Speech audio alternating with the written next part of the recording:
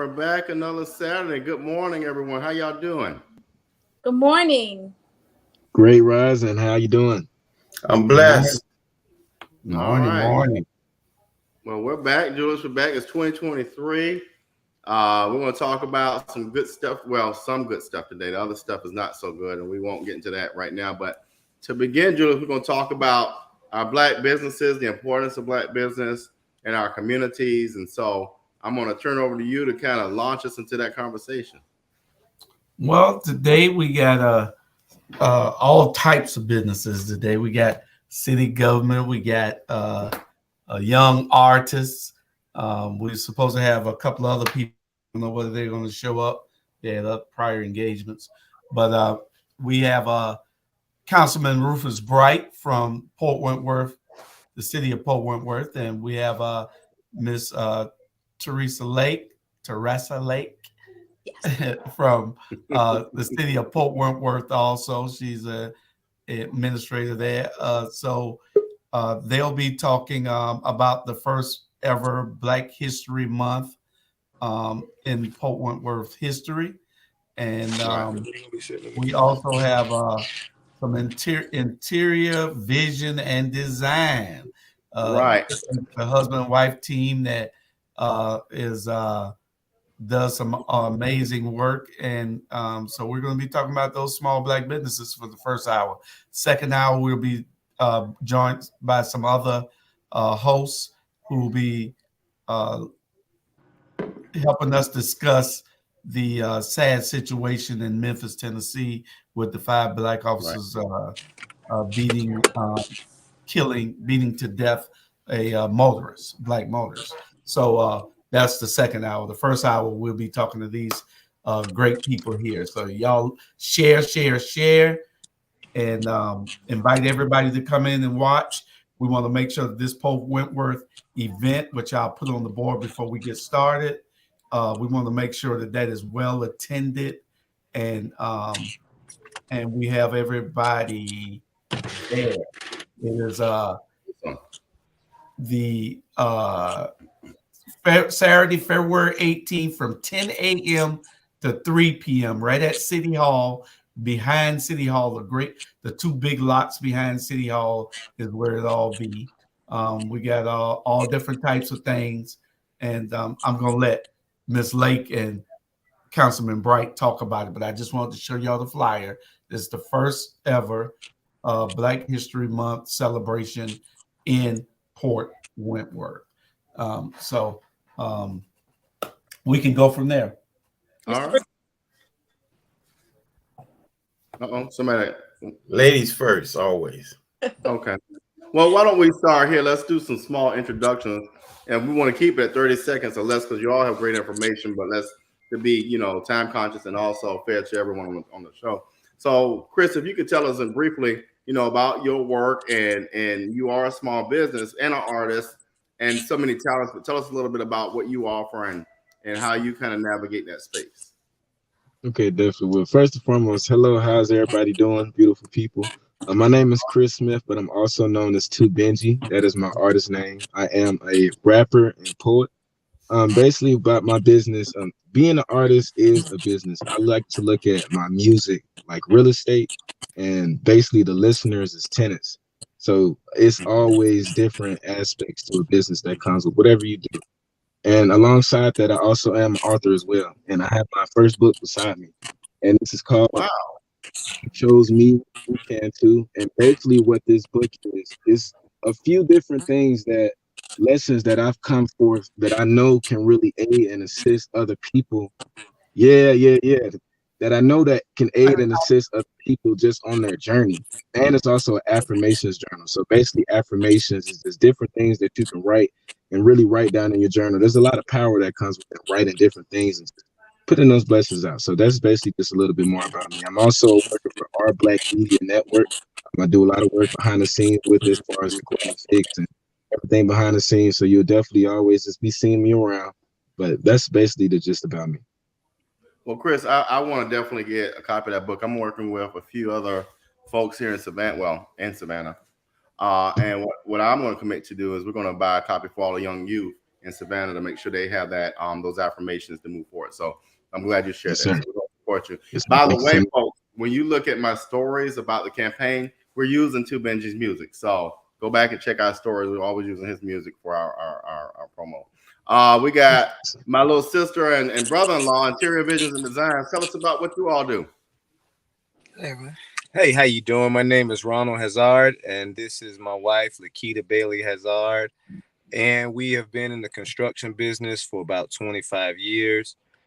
We specialize in interior design, cabinets, countertops, floors, trim.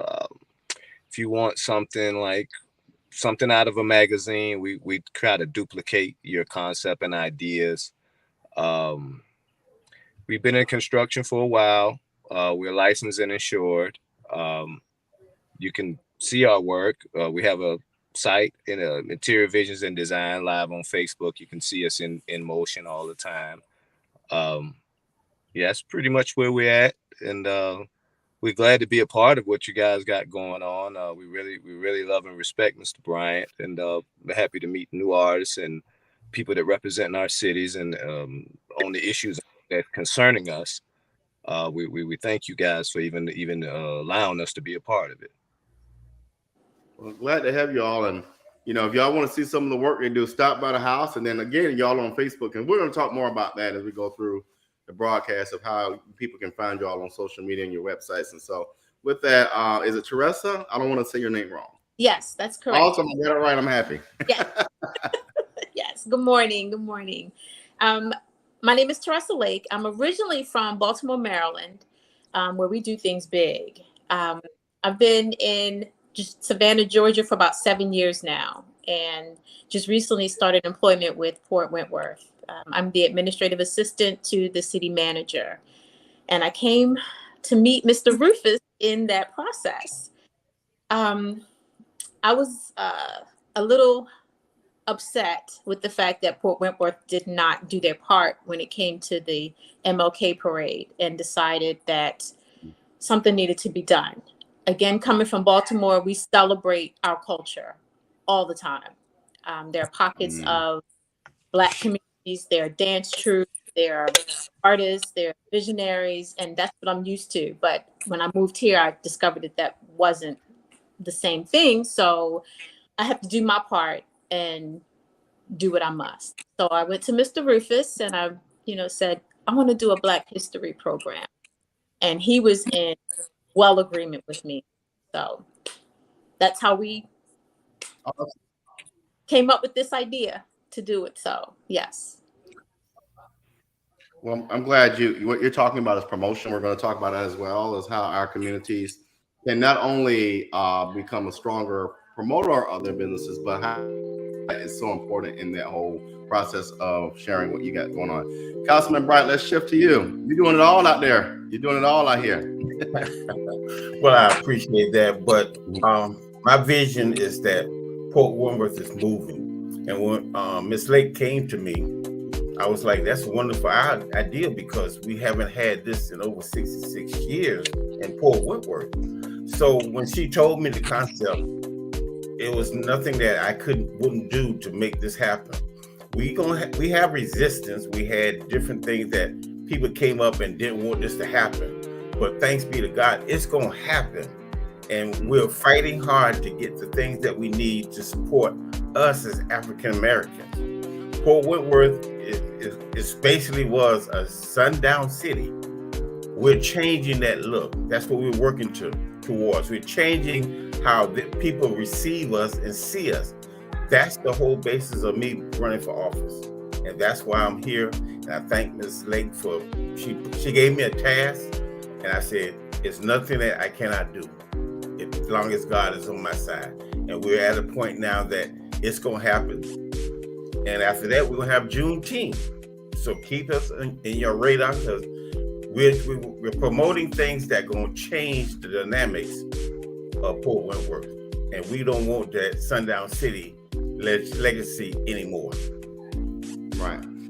And the questions we present, everyone won't have a chance to answer, but we do want to have a lively discussion. So feel free to engage your questions or to jump in where you want. But I want to send this to the Hazards and to Chris. Ruth, you started with something that's very important to me, and that's spirituality. So when we think about spirituality in our communities and starting businesses and getting that spiritual calling, how does that look for you all? And I want to send that to Interior Visions and Design and to Chris, if y'all can respond to that for us.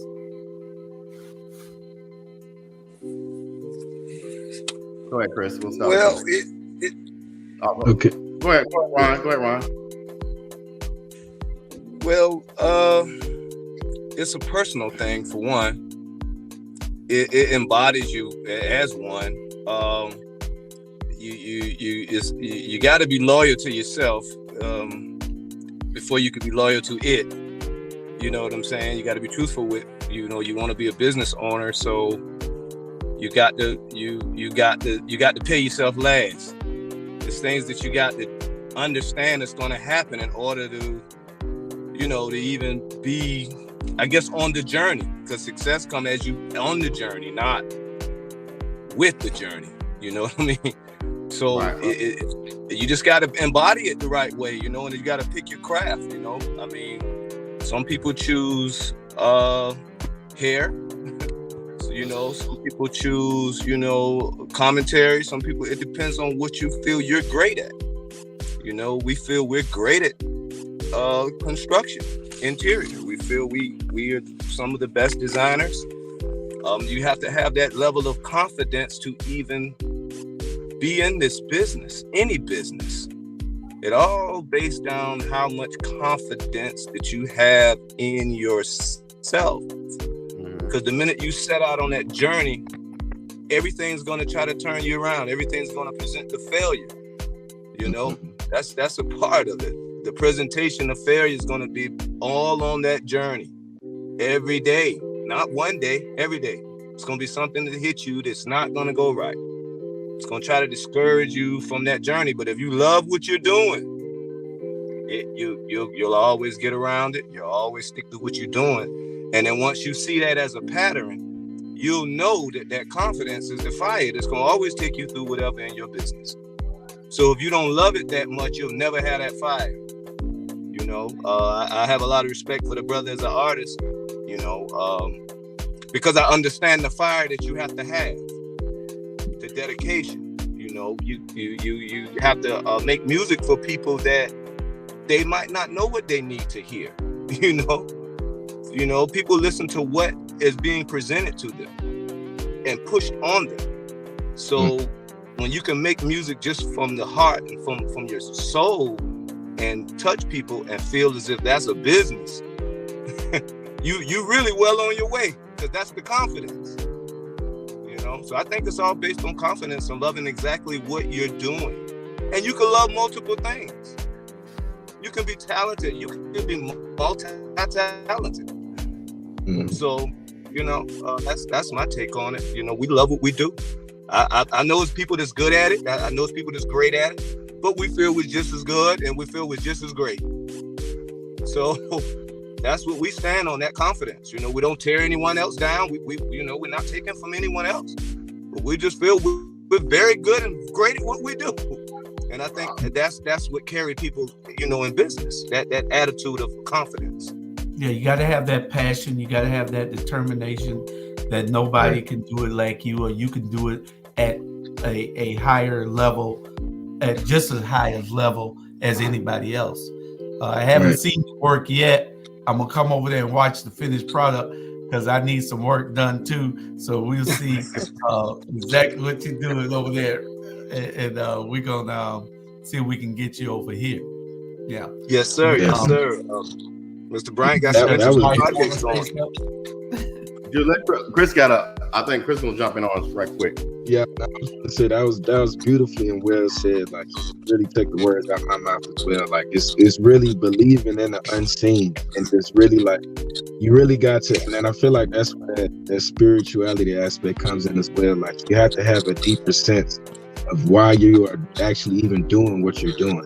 And And a big part of that I can just say from my journey that's really been helping and assisting me is really just having the proper group around to be able to bounce those ideas off of, be able to have that motivational speaks with. Like, even have a conversation with Mr. Hall, he gives me a lot of advice. Like, that's basically my mentor, you know, and different people around, Mr. Brian as well, and so forth like that. So really just having powerful people around that's doing things that you would like to be doing as well, that you wouldn't mind getting advice from and so forth like that. Like, that really plays a lot of these different parts. And you really gotta date. Really, how you dating yourself is how the business is going to come out. Because however you are is how the business is going to come out as well. So you just got to have a deeper passion for what it is. All right, Julius, you got a question for us? I wanted to see whether his wife wanted to say anything about the business, because you know you hardly see women in that profession. Yeah, perfect. Well, absolutely. I get it a lot. People think that I'm just a camera girl. I'm just the one that's there for moral support. But I mean, I actually got into the business because we were actually trying to bring in a family, trying to build a business of my nephews, my cousins, and, you know, keeping what my grandmother set forth for us: family, love, you know, love for God, you know, respect for others. So, you know, I brought them in, but, you know, of course it didn't work. So I ended up learning it on my own. So I got into the business, and it became a beautiful thing for me because I learned that I can just watch this man do these things and just catch on to it. So we became a better team. It helped our marriage. It helped bring us closer as one, because now I can appreciate what God have given me as a husband, because we have a past. You know, we came from nothing. So when I saw what he can do, I'm like, I'm going to school, going in debt, trying to make a living for us, and you actually can do something with your hands. So when I saw what he can do, I'm like, you built that? Man, what are we doing? We need to be in business. So with that, I took what I learned. I attended Savannah State, so I took what I learned from the marketing program that I was in at the moment. From that, and we ran forward. And we took what he knew, because he went to South University, and, you know, his knowledge of that. We just kept praying and putting what we knew together. I mean, from the little bit of marketing that I knew and from his talent, man, we just started reinvesting, buying tools and everything, trying to include people. So we steady trying to include everyone, and I'm steady working at all these jobs. And I was like, man, I need to start working for myself. So once I grabbed hold of that, stepped out on faith, quit all these jobs that I was working for years, you know, because of that security and that scared of, you know, stepping out on faith. When I looked at what we had, I said, we're going to do this. So we started doing it, and man, we sold our first job out of our backyard. We didn't even have a shop. These people believe in us. He broke down on the landings. And, you know, Ron is not a quiet guy. When he needs something, he going to go ask. So he knocked on door to door in the landings. You know, these folks looking at him like, you got these tattoos in this bald head. What you doing? You know, like, why you knocking on my door? He was like, man, I broke down in here, you know, and I need a jump. Can you help me? And man said, well, let me go over here and see what you're doing, making all this noise. So long story short, the guy came. Oh man, this work is beautiful. I'm building a house down the road. Can you guys come down here and give me an estimate? First job, out the gate. Me quitting school and him working for numerous of people. And the guy blessed us. He was like, man, it was like a $40,000 job. And we was in business, and we went forward from there, man. And, you know, we trained people, we hired and fired, but we never stopped going. So, you know, it's all about that faith. It's all about believing in yourself. You know, you can't change the plan. Like, once you had that idea, you know, you can't let nothing stop your focus. So, you know, it's all about, you know, people can say is Christianity, you got to be a Muslim, it's whatever you believe in. So I always say, whatever makes you be a better person, you know, believe in that, you know, because we can get it twisted on, you know, what faith, you know, because when people, you know how I was raised Catholic. You know, my grandmother, you know, she raised us as Catholics. We're African-American Catholics. I go to St. Benedict the Moore Catholic Church. So, you know, with that being said, you know, everybody can look at me and like, oh, I thought you went to a Baptist church. No, it don't matter what church you come from. It's all about your faith. what's rooted in you as a person. So I believe on family. I believe in faith. I believe in togetherness. So we're looking for people that want to learn this craft, because I feel what we have to offer, this can help get our Black guys, our Black young women off the street, and give them something to, appreciate. Because when I build this stuff, when I install these cabinets in these bathrooms and these numerous houses, I feel good about myself. I said, man, I did that. I can see it. I done did a lot of things. I done spoke. I done did a lot of different. I done serve. I done did a lot of things. But when I go and I change people's lives inside their home, and they live with those things that I left with them for years, I feel good about it. Because I also leave them a piece of me, because I like to talk. So when I come in your house, I'm gonna leave you a piece of my personality. I'm gonna leave a piece of my work in there. So you're gonna always remember me. So that's beautiful. That's beautiful. One of the things you said so much, and wow, I mean that was a lot.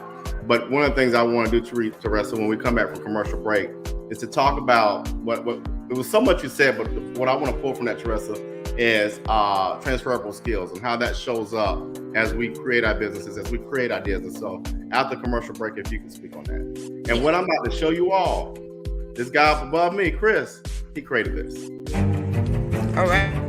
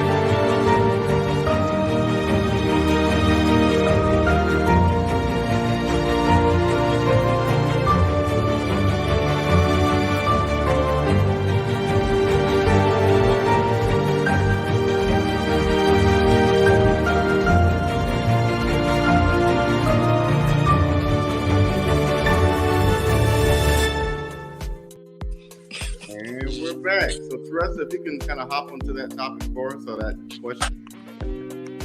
Well, what I didn't tell you was that I'm also a business owner. I have a crab cake business. I have several businesses, but my main one is my crab cake business. And it started through my grandmother, who was a professional pastry chef. And I didn't find that out until she passed in 2015 at 100 years of age. But what she left with me was that believing in yourself, believing that you can do anything that you set your mind to do. She raised me to, so some of the funniest things she would say was, you want to be mediocre today? Get away from me. So with that, you know, you never want to disappoint, but that helped me to strive to do better, to be a better me day by day. So yeah, that faith, that believing in yourself, that knowledge that you can do whatever you set your mind to do, even the things that you don't think you can do. You're never given a thought without a resource. So when something is set in your mind, there are always resources behind you to help push you to achieve that goal. Awesome. That is awesome. So, Councilman Bright, you're the wheel behind making all this happen. You and Ms. Lake, but you had to go and exert that position of making sure that it get done. So tell us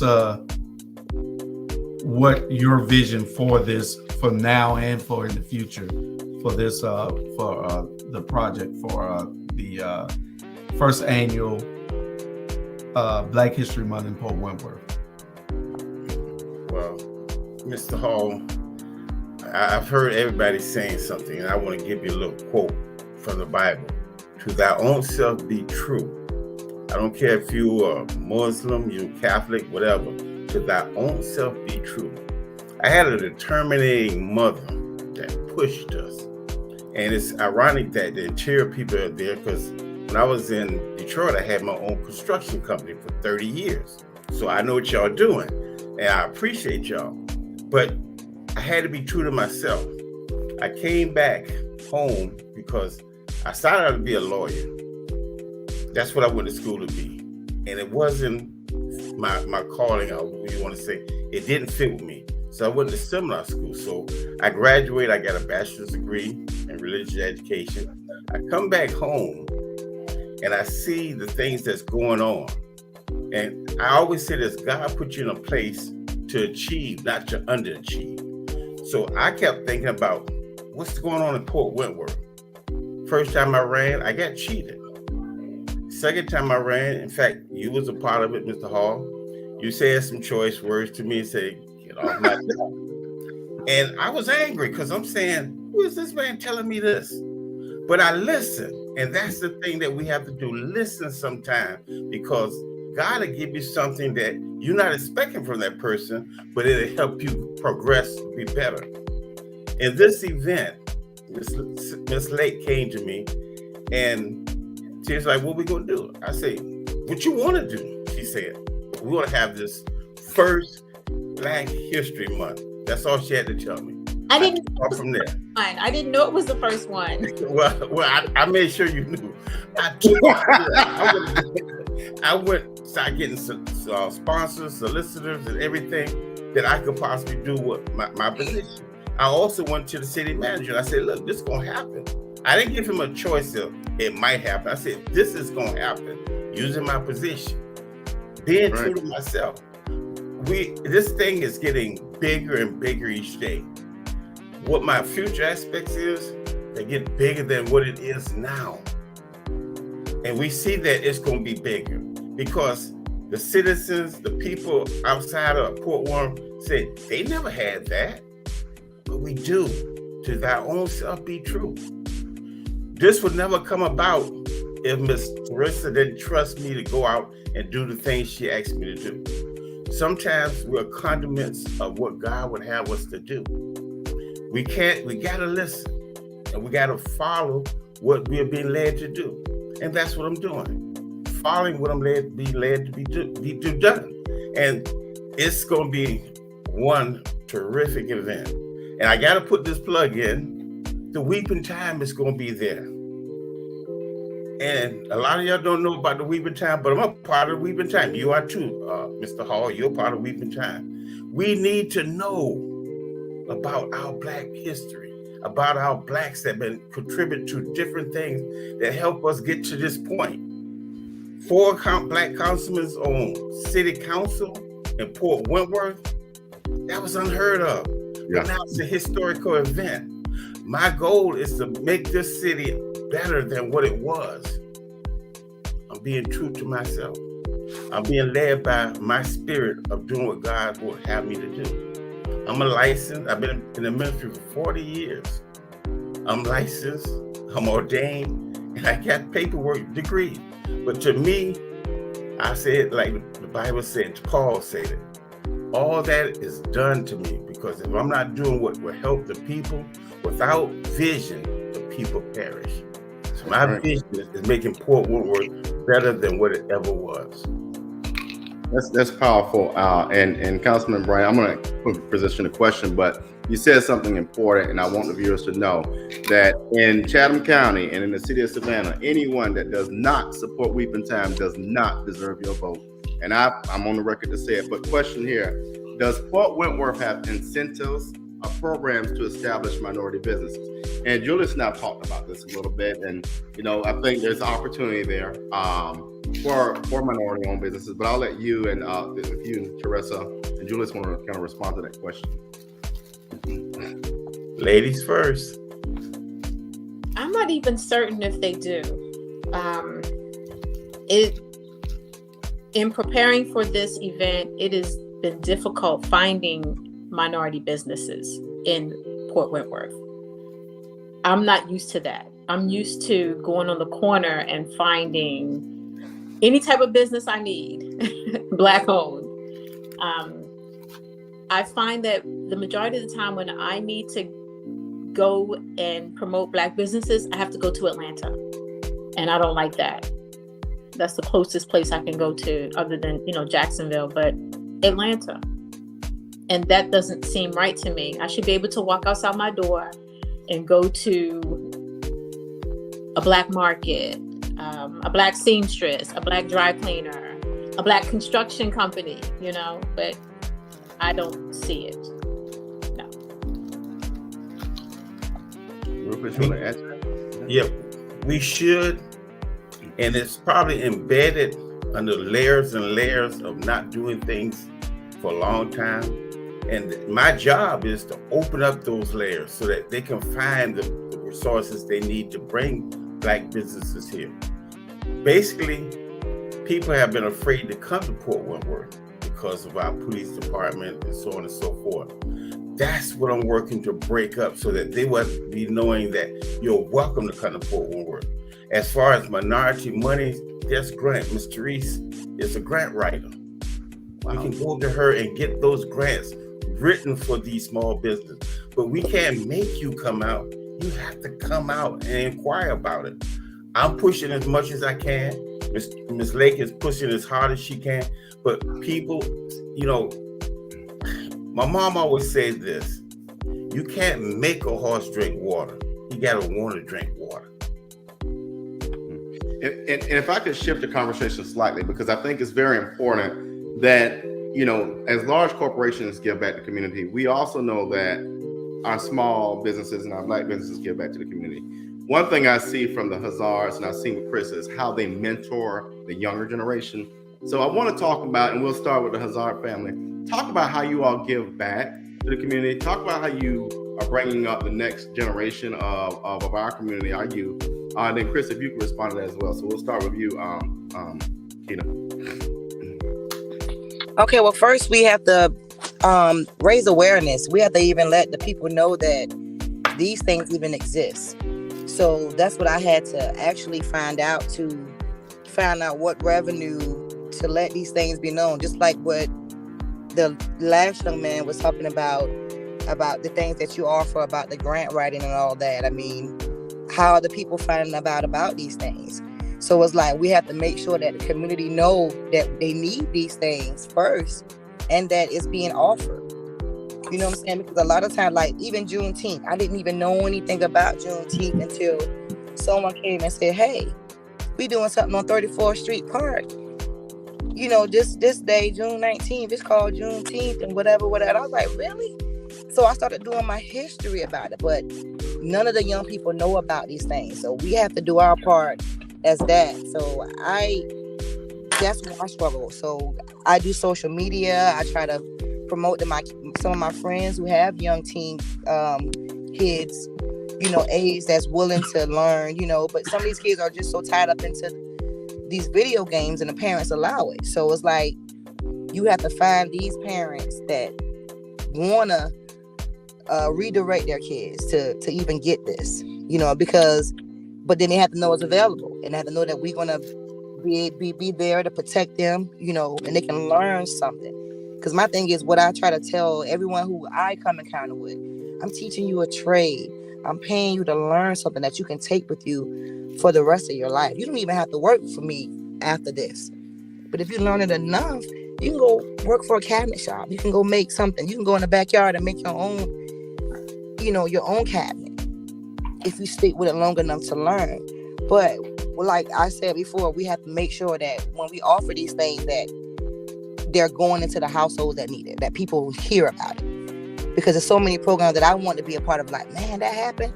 Why didn't I hear about it? And that comes from funding. We don't always have the money to make the commercials and all of that. That's why we have to come together as unity, because if you have this podcast, you have, you may have access to radio ad that you can get, some radio ads for a discounted price.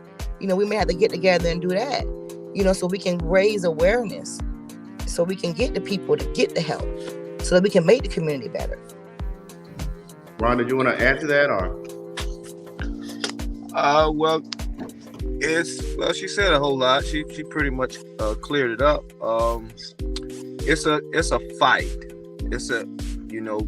We can go as far as saying good and evil, bad and good. whatever we want to call it. But if it's something always driving to destroy our kids and destroy our youth, then there should always be something driving to replenish them and to build them and put it up, build them up and pull them up. And we do it through exposing them through this. There's alternatives. You don't have to try to work at McDonald's. You can actually learn something and do it, and it's productive and it's creative and it's yours. We also do studio recording for them. That's why I was so interested in the young guy up here that you was talking about, that Chris, that do the creative side of things. Those are the things we need to expose them to, because the problem is we're allowing the media to raise our kids. We're allowing the media to shape our adolescence. We are allowing them to do it. We can't sit back and just point the finger and say, oh man, these kids are bad, they're ridiculous. No, we're sitting right there and watching it right before our eyes. And the funny thing is, us as adults and leaders of the generation up under us, we instead of us getting vigilant and more creative about our ways of reaching, no, we get scared. And that's where the problem coming in.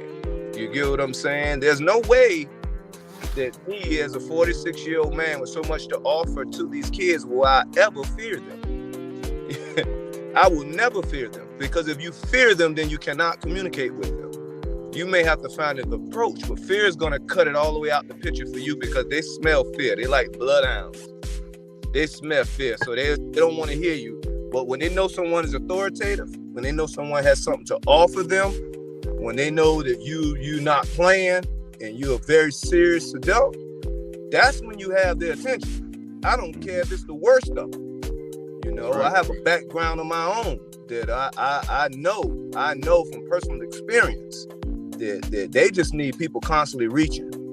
Yes, that's right. Chris, what you doing? Chris about to open that on up. Well, all right, Julius. Well, let me go here because you keep running over me. I'm gonna let you do the show. No, you asked me to comment a minute ago and then went to another subject. I watch that come 1 o'clock. I ain't gonna be able to talk. Now watch. No. I'm talking about with this subject with Paul Wentworth. I got you. Okay. And what I want to do is, I'm not in government, but I'm a part of the citizens here. Everybody in there I know, and I try to work with to bring change to Paul Wentworth.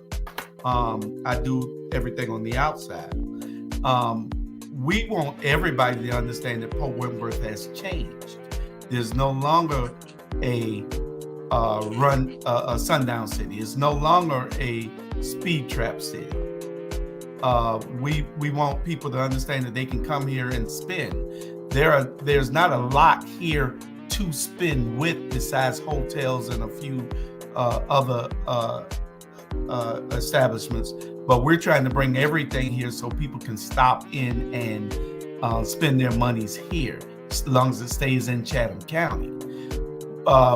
Yes, there needs to be, one of the viewers said, Natalie said, incentive programs to bring minority businesses here. That's probably something that Councilman Bright and the city council needs to look at. We need to attract businesses here that will be staples here, because people were scared to come here. Nobody wanted to come here. Things have changed. This is a minority black city now. A majority black city now. It went from 3,500 people to almost 15,000 people overnight. It's the second largest growing city in the state of Georgia. So we want people to come here.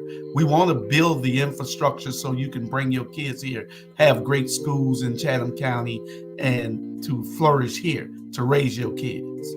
There are new homes being built in all 5 major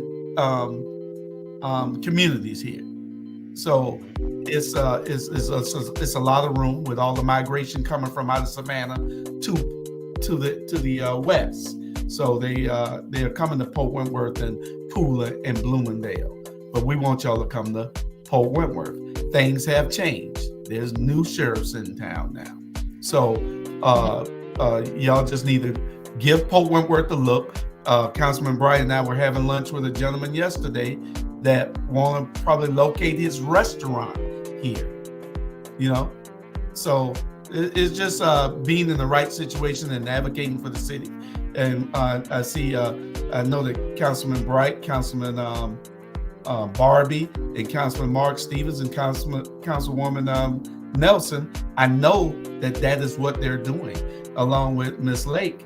And you know, just keep an eye on us. If you have an idea of where you want that you want to start a business, look at Port Wentworth. That's all I'm asking. That's great stuff, Chris. If you could, we're gonna get your comment on the previous question, and we'll do another commercial break, and we'll come back and talk about how do people find you all on your websites and social media. So, Chris, if you can jump in on kind of what Ron and Keita commented on earlier. So it is a battle for the attention of all of our youth, including myself, that I'm a part. I'm still growing. I'm 23 years old, and the thing about that comes into place when I just make sure, as I'm growing and elevating in my journey, I leave different, you know, bulbs of light, of orbs of energy, basically, whether that comes out in books, whether that comes out in music, whether that comes out in seminars, or whatever that does, so that people can just be growing and learning in that age range. So something that I am doing right now that I'm a part of is a program called Creating Creative Creatives. It's a new program that I created last year, but now that we was able to get the funding and so forth like that, shouts out to Rainy Day Funds organization, which is owned by my mother. But now we be able to get the funding, we're able to put this into action now. And that's basically a 12-week program that's really created to analyze, identify, and ignite, because we all have creative superpowers and creative energies. And my goal is to make sure that anybody, no matter the age range, but my focus is on 12 through 17 years old, because those were the ages that I really had a lot of experiences, so forth like that, and trying to help identify myself. But basically, for those people in that age range to be able to know that you got creative energy, creative superpowers, and you can apply it to whatever realm you want, no matter if you're doing designing, construction, it don't matter whichever realm. It's just I want people to be able to have that energy and that energetic thing. So that's what I'm doing in my realm. I'm not only doing that, you can also volunteer yourself. Like, I like to keep it simple for the people. A lot of people feel like they gotta have so much money to get things done and so forth like that. This is why I want to bring up the collaboration efforts, like really just reaching out and just asking. A lot of these places you can go into for free as long as you're just talking to the right people. Those relationships really can unlock a lot of different doors. So I just tend to, whether I'm just looking on Eventbrite or going down for Google, or just going to places that I actually want to be in, and just saying what's different places that I can actually volunteer and just help out. I may not have 3 to 5 hours to dedicate, but I probably got 45 minutes to an hour. And a lot of times, just over time, building that up, it can make a big impact. It can make a huge impact, you know, and go around. So that's what we're doing right now. All right.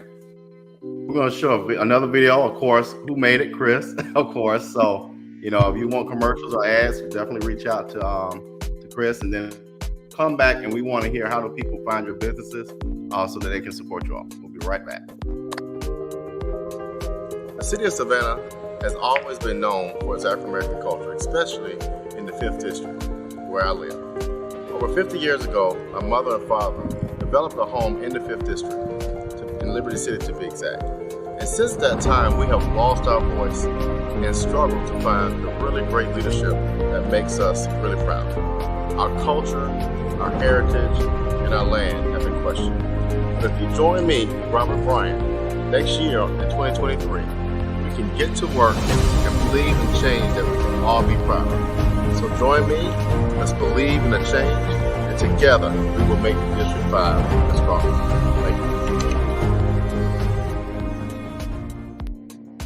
you. All right, great job again, Chris. I remember you doing your due diligence and making that, so I appreciate you. But if we could, let's start with Interior Visions and Designs.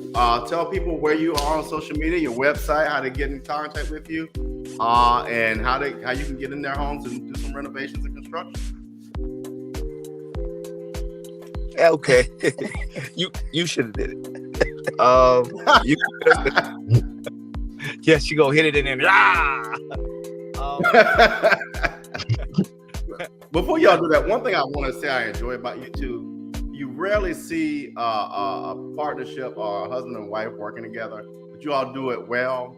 You're happy, and you're a model. You're an example of what it could look like. So I appreciate that. Thank you, brother. Yeah, well, you know who the boss. You know who the boss is.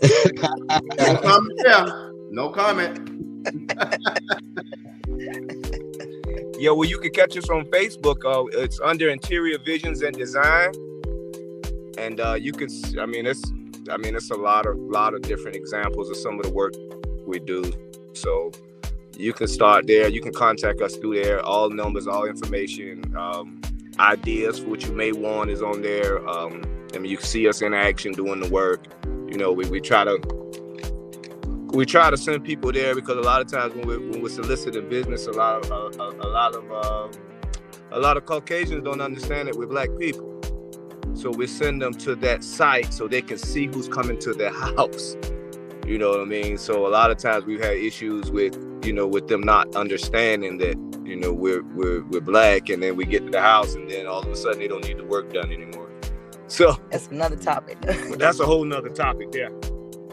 But you can go there. You can see us, in full-fledged work mode. Anything from tile, flooring to walk-in showers if you want to change your bath into a shower.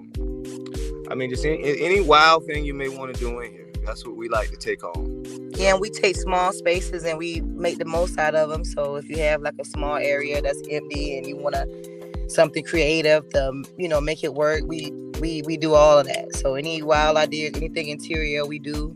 So my number is 912-412-1748. We're easy to talk to. You can reach out, send a text message. Whenever you're ready, the possibilities are endless, is what I always tell my customers. So we're looking forward to hearing from you guys and working with you guys in the community. We're looking forward to helping Port Wentworth. I'm glad to hear about everything you guys are doing. That's awesome. I didn't know that was going to be the first. Wow. I've been to a parade in Port Wentworth like when I was a kid. I think it was like a Veterans Day parade. And that's the only thing that I ever heard that Port Wentworth ever done since my childhood. And that wasn't just, nothing commemorating us. So to hear that you guys are doing that, we're on board. Just let us know how we can help you guys. We want to be there that day. So I'll be in touch with Mr. Bryant so we can try to set out that day so we can come and show out for our people, and represent. I'm proud of you guys. Thank y'all for coming together. We appreciate you. Thank you. We appreciate you. Yes, and here's another shout out. I love to say this because I'm big on this. City of Savannah, City of Port Wentworth, all of our municipalities throughout the state of Georgia. We need more Black contractors. Start hiring them, especially City of Savannah, because we love to go to the same contractors that don't look like us. City of Savannah, Jay Melder, here's a great example of what we can be doing. Teresa, tell us about your businesses and how they can find you. We're on we should be on the City of Port Wentworth website. I can be contacted at tlake@cityofportwentworth.com. Mr. Rufus can give his information, but we should be on and I'm in the office of the city manager. I work at City Hall. So if anybody needs to contact me, I'm at extension 514. All right, Chris, if you could tell us about, where they can find you, your music. You're on a lot of platforms, and where they can buy your book. Alrighty, so yes, once again, my artist name is 2Benji. That's number 2, BENJII. You can find me on all social media platforms. Once again, that's number 2, BENJII. And also, if you would like to get my music, purchase my music, and purchase my book, and also we got a merch line that's coming, you can go to our website. That's 2benjient.com, which is number 2, BENJIIENT.com. You can find everything on there. Awesome. And Councilman Bryant, anything you want to add? Your businesses or where they can find you? They might want you to come be a guest speaker. Share your information. Well, like Miss Lake said, you can get my website off the Port Wentworth page. But most of the things that I'm doing now, since I'm retired, thank God, but I'm not retired, but I'm still working. I have my personal Facebook page is the_RU9329 at yahoo.com. You reach me there, and that's outside of the city work. I do ministry work, I do outreach work, and I used to do ministry at the prison until COVID came, and I do outreach work at nursing homes. So those are my things that keep me busy. Those are things I love. And like leaving this with you, if you don't love what you're doing, you shouldn't be doing it. Amen. That's it. So what we're about to do, we're going to transition to our second discussion. All of you are welcome to stay for the second discussion, and we're going to talk about, and excuse my language, but we're going to talk about these idiots in Memphis. And so we're going to hit a commercial break of another one or two Benji's productions, and then we'll come back. And Julius, I know you have a interesting position in that whole conversation, so we can kind of jump. We're going to talk about that catastrophe and just, it's sad, but hold tight. We'll be right back.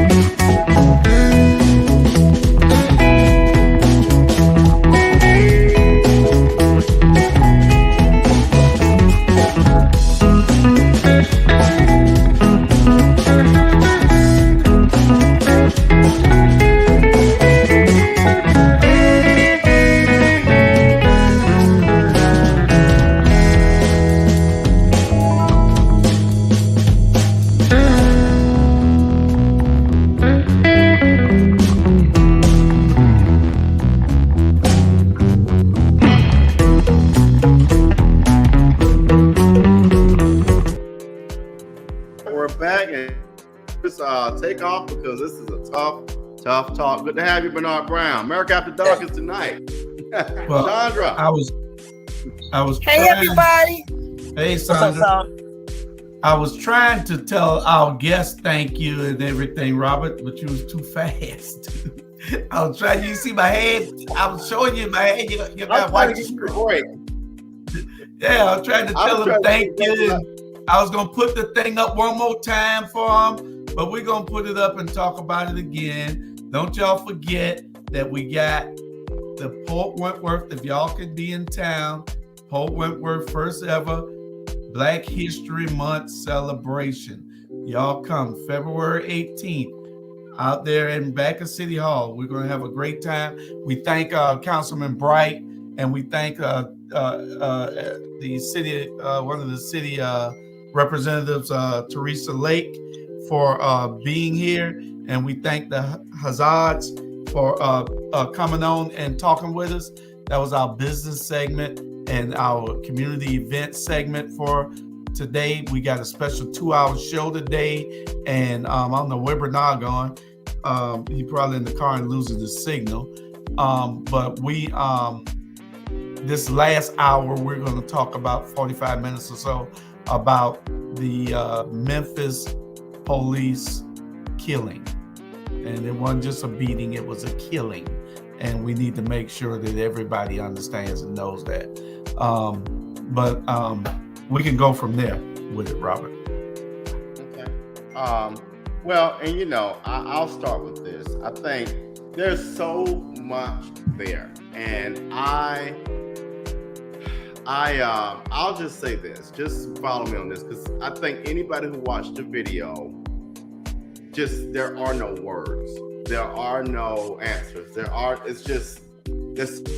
So I'll say, I had a conversation with a good friend of mine last night, and two sides to this coin is this. You have this police brutality piece that we see far too often. You have the whole African-American male getting killed, the police thing that we see far too often. The other side of that coin is you have us hurting us using power, position of power. And it's just interesting that now what's going to happen is they're going to be used as an example, whereas our counterparts don't necessarily, that doesn't show up like that. So, Chandra, what are your thoughts? That's just where I want to begin. My thoughts is that I grieve for every Black mother right now. whether you have a black son or a black daughter, but our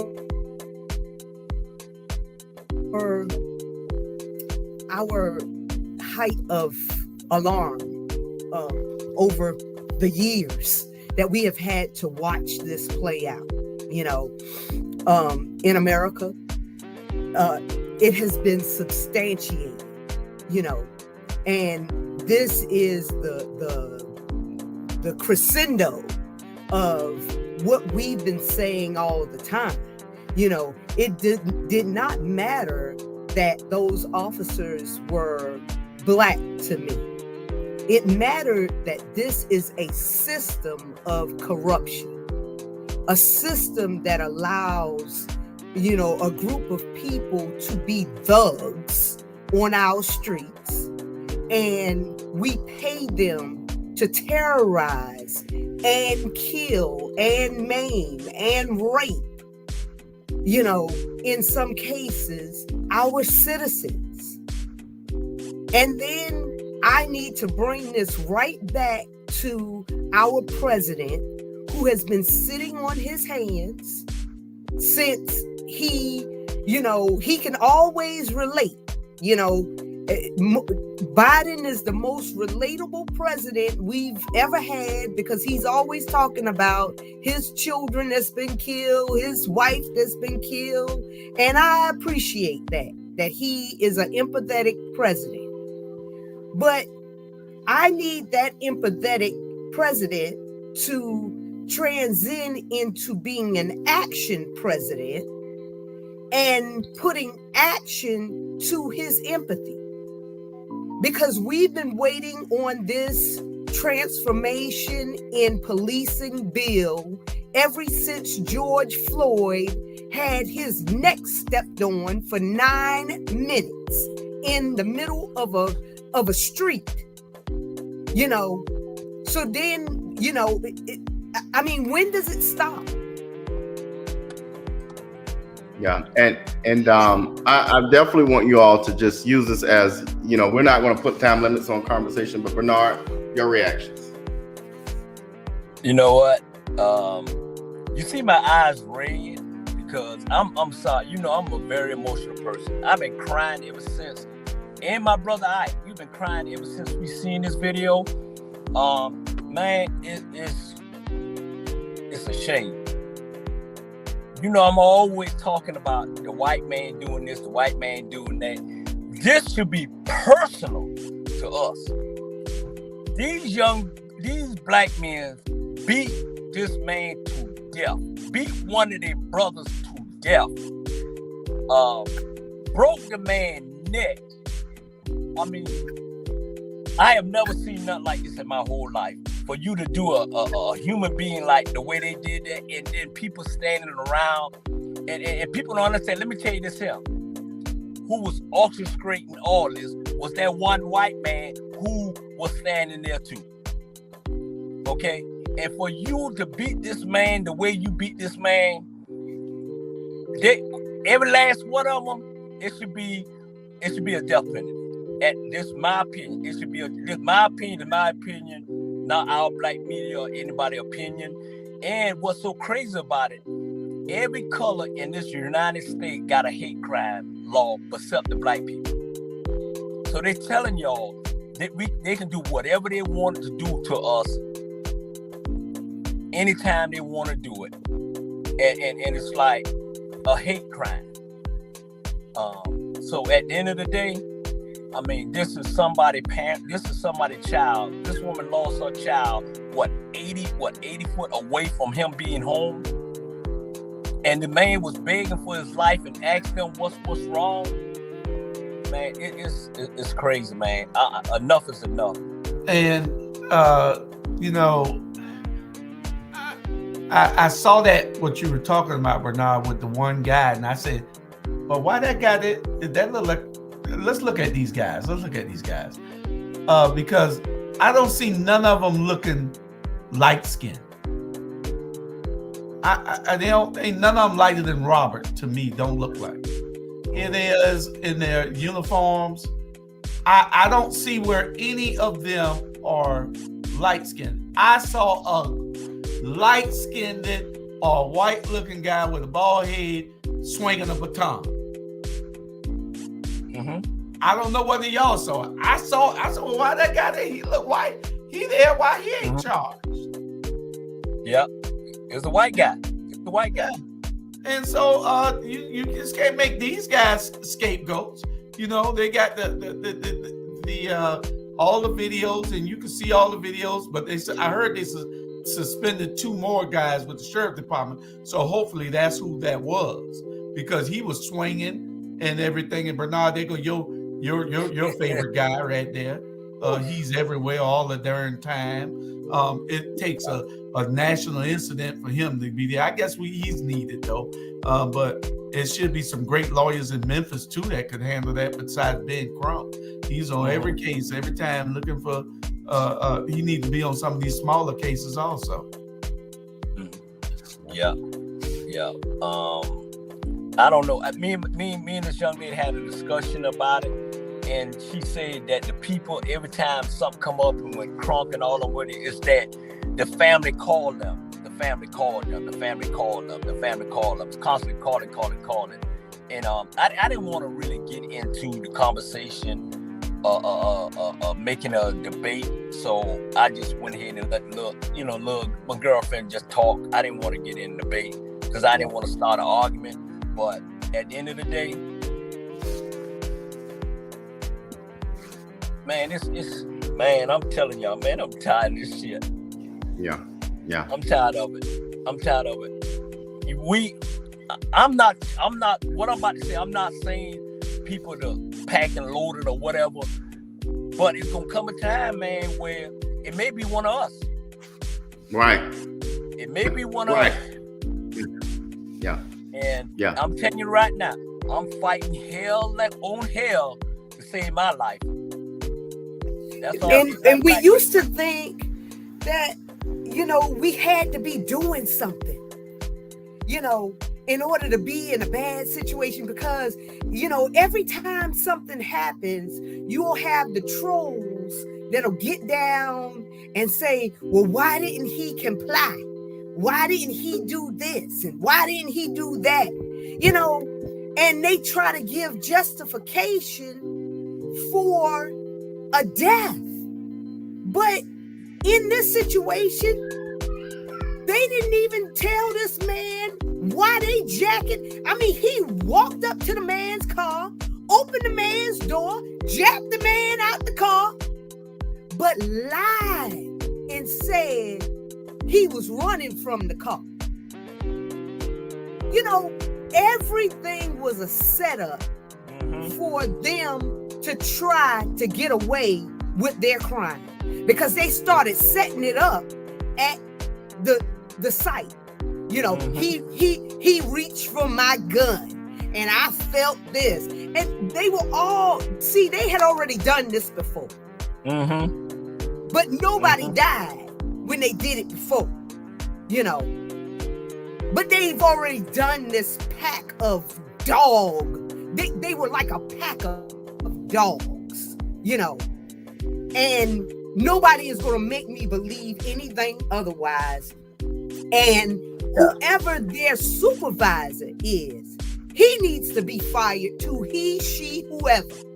Because if all of this is going on your watch and you got road ass people and you don't know what they doing, but this is the carrying on, you got a gang really going on your watch. You need to be fired too. Yeah, if we could, Tiffany, if you want to go ahead and just chime in, what I want to tell our viewers is what I want our families and communities to do to process through talk. Don't go out here tearing up and burning up stuff and all that. Process with your families, pastors, community leaders. We need you to show up. We need to process this through talking, because what I don't want is us to tear up our communities. Tiffany, are you still with us? Kind of chime in, or go for it. I am going to be totally honest with you guys. Watching that video will trigger me, and so I have chosen not to watch it. I seen the videos of the interviews with his parents, and as a mom, and also as the position that I carry, I work close with the local police department, and we have our discrepancies, but I hold them accountable. I hold them accountable for, you know, not even having a presence within communities that you want to police. It's triggering for me. I feel like that's trauma if I watch it. The trauma. So I have just, I prayed about it. I prayed about what was going to come after the video was released. I prayed for his family, his mom, and I also prayed for the police officers, because I feel like somewhere in their mind, they thought that they were going to be backed by the blue. And they forgot that at the end of the day, y'all are black. The blue is not going. You see how quick the chief hopped on national TV and condemned them to hell? Oh, we don't condone that. That was atrocious. But they didn't have that energy for the cops that killed George Floyd. Yeah. It took for St. Louis to be burned before they did anything to arrest them police. So because it was 5 black officers, that's why they were condemned. They were absolutely wrong. But they thought that they were going to be bagged by the blue. And so let this be a lesson to cops going forward, to treat people with dignity and honor, because at the end of the day, you're still a black man, whether you have on that badge or not. You don't have that same brotherhood that your counterpartner who's a little lighter than you have. And this is showing. If you see, you know what I mean? They had no, you know, they weren't going to back him, period. Right. Yeah. They condemned him. But no, so I let want this be a lesson. I seen another interview with one of the officers' lawyers who said that we had, you know, we're going to tell what we did. You know, we're going to say what happened. We're going to speak our piece. And so I just want to see how all of this unfolds. And it's so unfortunate. Like, why would you, you know, being a mother of five black boys, 4 black boys, and having 2 black nephews, not to mention the boys that I, you know, mentor and pour into, stuff like that, just, it triggers me and it angers me. And so I just chose not to voluntarily, you know, watch it. I know that it's brutal. I heard that it was brutal. And so no, I did not watch it. Yeah, it's a lot. And you know, I talked to Sean late last night. I didn't sleep. The last time I didn't sleep was when my father passed. I didn't sleep at all last night. That was a lot. And Bernard, I want to talk to you because I can speak to Savannah. You can speak to Savannah. But one of the things that concerns me is the militarization of police. What I mean by that is police are not the military. You're to protect and to serve. And I made this post. You're not to be invading people's privacy. You're not to cuss folk out, because that was disturbing too. You're not to be beating folk. And one thing I can tell you, I've been in a situation where I was pulled over and then 5 officers appeared, and then you got this thing called a Savannah heat. We don't need all that. We need you to protect, serve, not to be some scorpion or some heat or some foolishness. To protect and serve. Why is that so hard, Bernard? Yeah. You know what? I was saying the same thing on a couple of my videos. It's supposed to be protecting to serve, but at the end of the day, it's the people who supposed to be protecting us, killing us. They the one killing us. That protecting the service is go out the window. Now it's coming to a point where, remember we said this with George Floyd. We said this.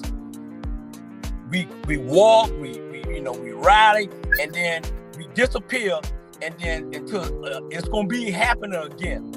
Here we go again. Absolutely. It happened again. Absolutely. Happened again. Absolutely. And what it is that the white folks know we're gonna march for 5 days, and that's gonna be it, and then we gonna go on about our way, and then crunk all of them going by their way. I'm telling you right now, these guys are the most gutless, hateful, 5 individuals that would ever live on this earth. For those 5 punks to treat that man the way they treat that man, they should be crucified at the end of the day. And all the ones that sitting around looking, how you gonna sit around and let somebody treat this man to death? How can you sit around and look at that? I just don't get it, man. I'm tired. I'm tired of being sick and tired. And at the end of the day, I'm telling you right now, I'm defending my family and defending y'all by any means necessary. So the heat is on. Just like you, damn it, wanna beat us, we have the right to turn around and beat y'all ass too. Yeah. And you tall, so you can do it. Yeah, I feel like this is gonna open our eyes. Well, I feel like our eyes are already open. Yeah. But like you said, Bernard, after George Floyd, we rioted, we walked, and then we got real quiet. We got real quiet, real still. And now it's happened again. Because you know what? The government is banking on us to forget and not to do that. They're gonna be enraged for a minute, but they'll calm down. No, we have to be radical all the time. It has to be consistent. We have to consistently hold them accountable for the mess that they do to us. It's 2022 and we're still fighting. It's 2023 and we're still fighting the battles that our grandma and grandpa fought, that our ancestors fought. Exactly. And our money. We have a hospital. Black people spend so much money here in the United States. Not only that, but we built the United States, and for us to still continue to be treated like nothing, second-class citizens in 2023. We can't even get recreation centers within our communities. And like you said, Bernard, they're supposed to protect and serve, but what they're doing is keeping us in our place.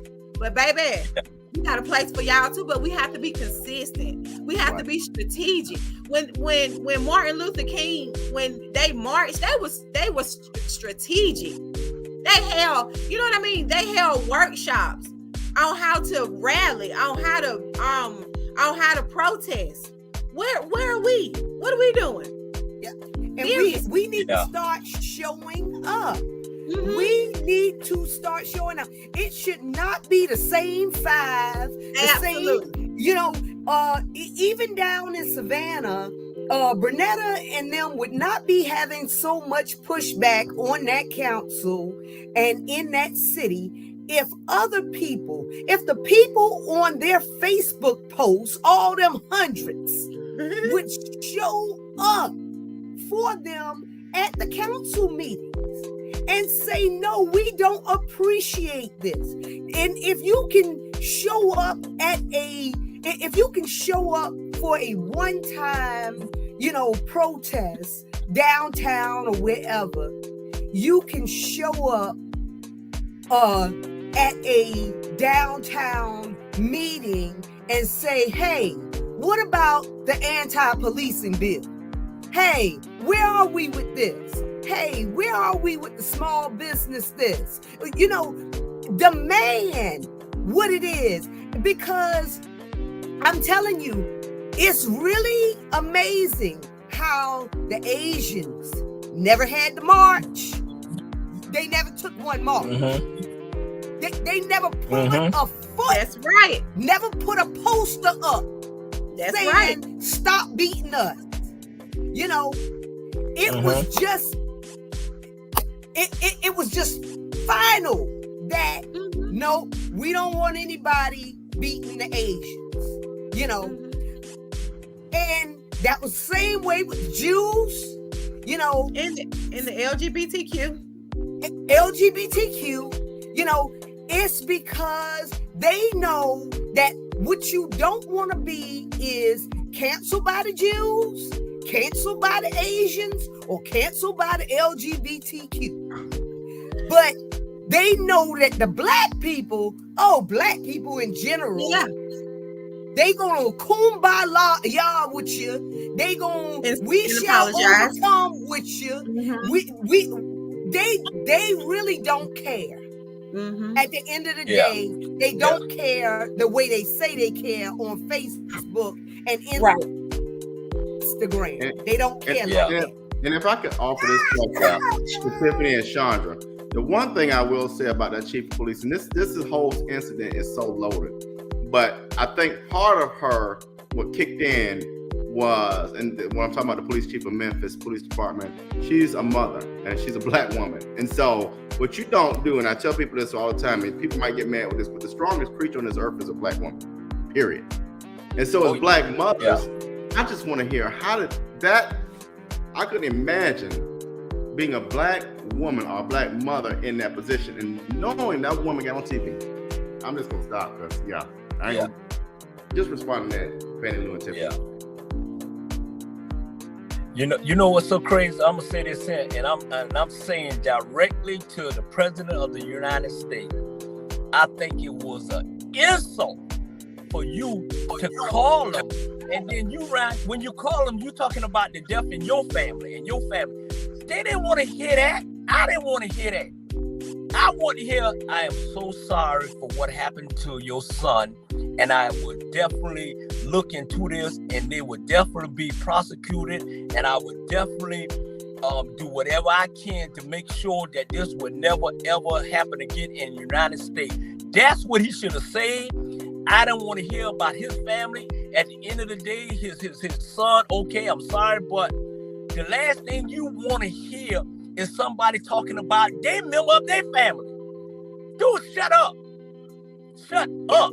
I guarantee you, Obama would have never addressed that like that. Never. Never.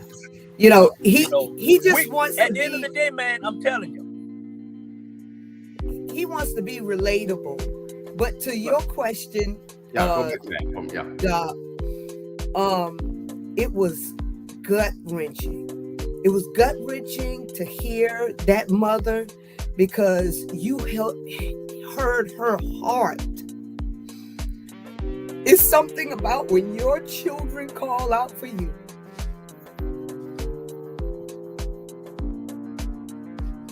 It's something when your kids call out for you and you can't get to them. And she's going to always have it in her mind. What if? What if I could have? She was only 80 feet and could not save her baby.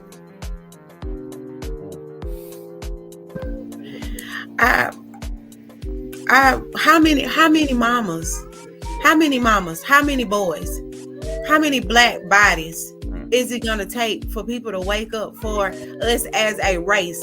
If the nation, straight up, because the nation was built by us but does not care about us. So how many black people? I'm talking to black people. That's who I'm talking to. I'm talking to black mamas and black daddies.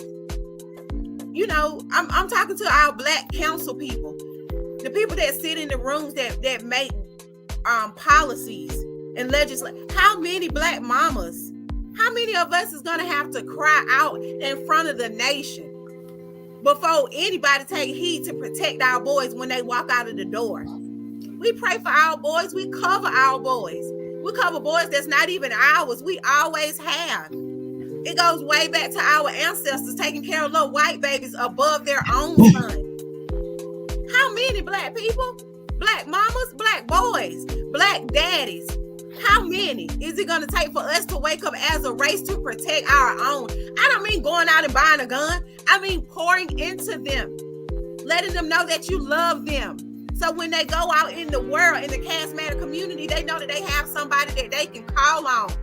You know what I mean? And to your point, Sandra, I didn't watch the video for that reason. Just to see you shed tears. I know I would have walked out of this house angry if I watched that video. I have so much on me already. It's like a can. You just keep shaking. At some point, it's going to burst. But we have to be strategic, and we have to be consistent. We have to be consistent. We have to hold people accountable. With Memphis police, we have to hold them accountable. Because you know what? It's going to happen again. Those officers, they felt entitled to beat him. Being black especially, they felt entitled because they didn't think they were going to get in trouble. You know why? Because behind closed doors, there is somebody in leadership that's telling them that. They ain't just going out their own notion. Somebody made them feel like it's okay. You can do it. So we got to hold those people accountable as well. The supervisors, the chiefs. You can go on TV all day and say we don't condone this, but somebody condoned it enough for them to feel like it was okay for them to do it with body cams on. We done crying. We done crying, we done being apologetic about y'all killing our boys.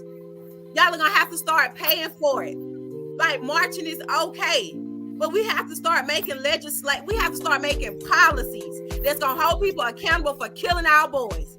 It's not a mistake when you just beat somebody over and over and over again. You knew better. You know better. And kicking them in the head. Why? And then yesterday, what was so moving to me was, I don't know if y'all watch CNN, but there was this councilman. It was a male councilman from that area, from Memphis. He was talking to Don Lemon, and Don asked him a question, and this man just broke down. It wasn't fake. He could not move. He could not get past, because it wasn't a they thing. It wasn't them after us. It's a us after us. And what it is, Sandra, it's something called internalized racism. And an internalized racism means that you have people of the same color hating their color. And so you have in this instance, you have black people that really don't care about black people. They figure that a black life, whenever they stop somebody black, they figure it's going to be a problem. They've already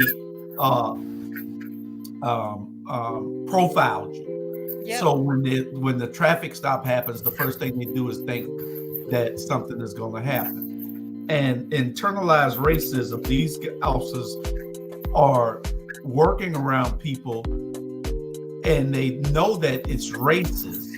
So they can do things that they think that they can get away with. Yeah. And their supervisors, this group was called the Scorpions. The Scorpions. It's a specialized drug unit. And, they have to run into all types of guys all the time. All types of people all the time. But they would have never.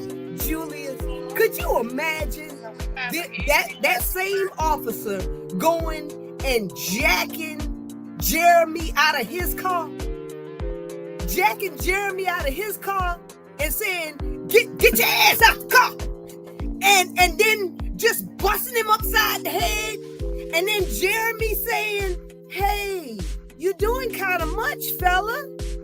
And then them just spraying him in the face with pepper spray. And we would have never seen it in a million years. And the only reason they knew where to find him was they ran his tag, so they knew to be in the area because he wasn't far from his house. So he was running home. So they were waiting on him to get in that area because he was running home. So they were waiting on him to come that way. They already ran his tag, knew he didn't stay far when he ran from them. And when they caught him there, and that's when they beat him some more. And that's where the real brutality took place at. But he was only three or four doors down from where he lived. He was calling out to his mother. But even the police chief said they have scanned every one of them polls, the poll videos, and they cannot find a legitimate reason for why he was really stopped. So what was he really running from? I have a friend in Memphis, and I was trying to get him on because he like Alicia them used to be. He goes around anytime the police stopping somebody, he's right there filming it, and he always got hood news.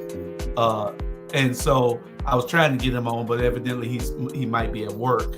But he was telling me about the Scorpions. It was like y'all remember back we had the Trap Squad in Savannah. And they're like the same unit, like the drug squad for Memphis, and it's called the Scorpions. It's supposed to be a group. The oldest one out of this whole group was 32 years old.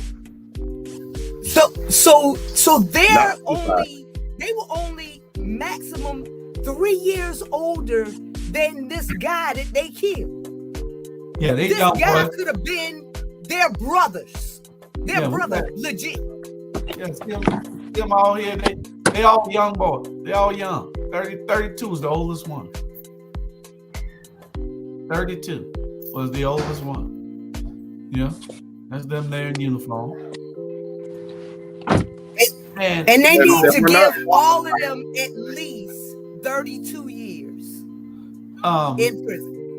Yeah, and I can tell you, and I know one of the defenses would be, when you're a police officer, you're faced with so much every day. And I can tell you, for 10 years on the Savannah Police Department that I've seen it all. Ain't nothing I haven't seen. I've almost been desensitized to it.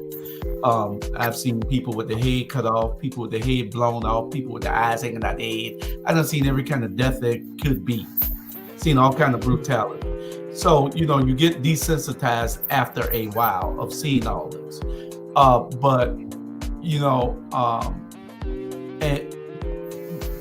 Those guys have to know at some point that you just can't be the person without, and then it's on video. If that other camera didn't catch it, they probably could have lied their way out of it. But that other camera that they didn't know about caught it, and they couldn't lie their way out of this. But they, when you talking about when you hate yourself, when you're scared to really be police officers for the citizens, what they should have did was stop this guy and told him, say, hey, you did this here. Don't try not to do that again, and let him go. You can almost judge who the bad characters are, but that's if you're a good police officer. That's if you're trying to do the right thing. If you're not trying to do the right thing, then everybody's a suspect to you, especially a black man. Everybody's criminal, especially a black man. Yeah. But you know what? I think this here, and I think every black person in America feels exactly what I'm about to say. There's no excuse. I'm tunnel vision now. I don't want to hear nothing. My tunnel vision is fighting back. My tunnel vision is fighting back. I don't want to hear about, this is what they're gonna do. I don't want to hear it no more. Like I said, I'm defending myself, and every black person that got a heart that seen that video, enough is enough, and all hell about to break loose now, because we are tired of people treating us all kind of way. That's black people and white people, and you got all these black folks that want to be white folks and all this and all that and protect. Man, enough is enough. Enough is enough, Tiffany. Enough is enough, RG. Enough is enough, Sonia. Enough is enough, Jules. I don't want to hear nothing else. I was arguing with one of these guys because I'm out here at a volleyball tournament. I was arguing with this black guy, and he was being politically correct. And I told him, shut up. That's what's wrong with society with black people, because black people like you. He telling me I don't think you supposed to F the police. I tell him F you. I say what the hell I want to say because I'm a 1099 and ain't nobody. I'd be a damn fool to fight my own self. And see what it is, we got this mouthpiece and you working for these white folks or you working for whoever, and then you don't want to really say what you really want to say.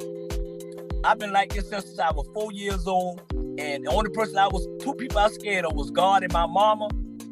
My mama gone and God got me at the end of the day. Stop accepting things stop accepting the way they're treating us. There's no more a pacifier, there's no more.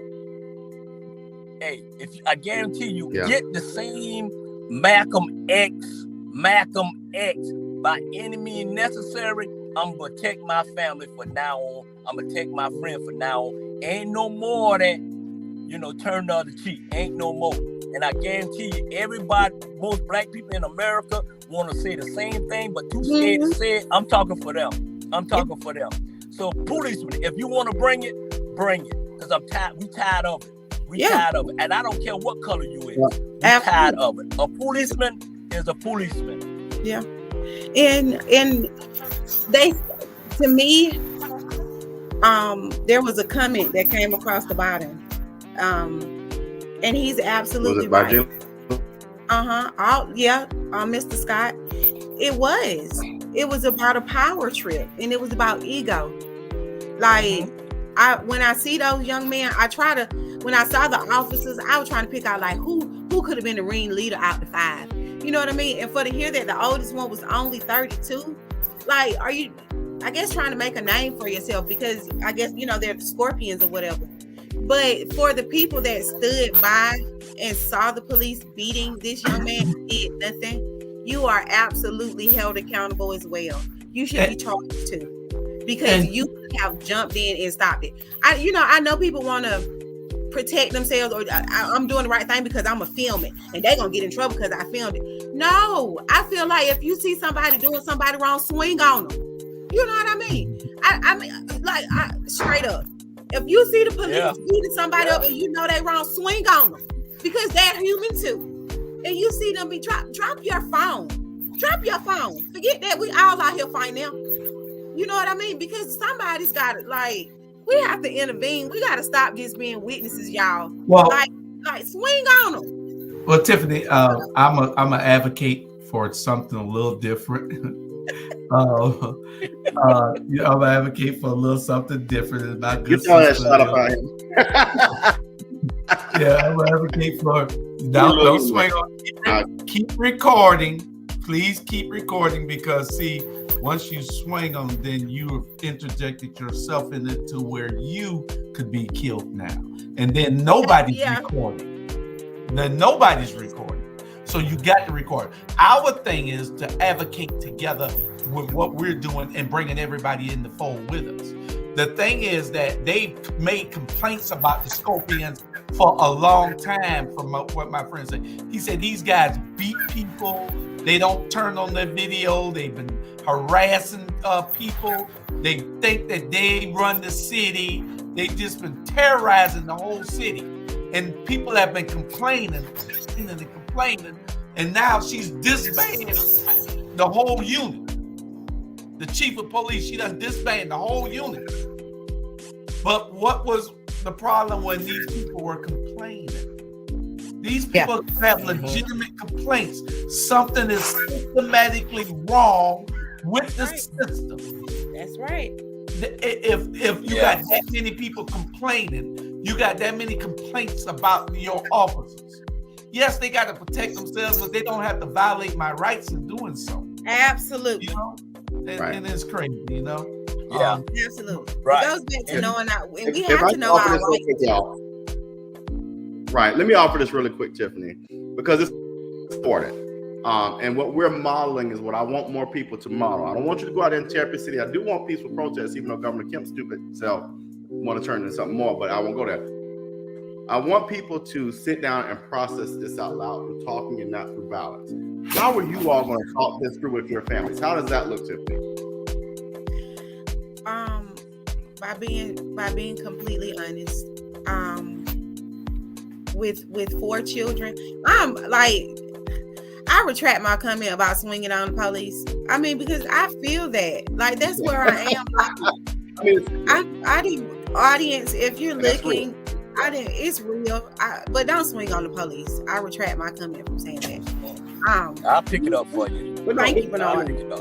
Thank you, Bernard. I'll pick it up for you. When you swing, I'm a swing. No, you've had conversations. How these conversations? You got to process this. This is a process. Yes, yes, and you know what? Why? Yeah, my thing is this: why we always have to take the high road? Yes, we always got to take the high road. Why we always got to hold up? Why people always say, watch what you say. Shut up.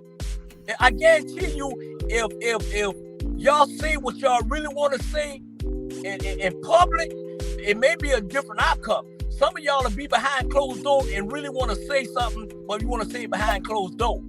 I ain't no closed door. I'm going to say it in public. I'm going to say it behind the back.